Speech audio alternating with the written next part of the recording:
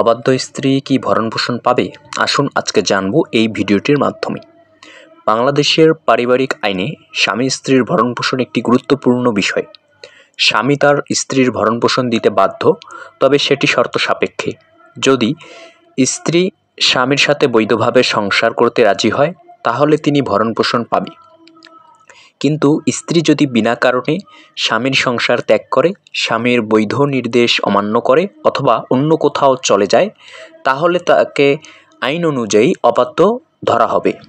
এই অবস্থায় স্বামী ভরণপোষণ দিতে বাধ্য থাকবে না।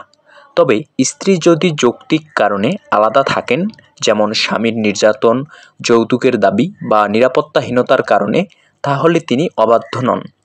সেই ক্ষেত্রে স্বামী ভরণপোষণ দিতে বাধ্য থাকবে। অর্থাৎ অবাধ্য স্ত্রী ভরণপোষণ পান না, কিন্তু যথার্থ কারণে আলাদা থাকা স্ত্রী ভরণপোষণ পাওয়ার অধিকার রাখেন।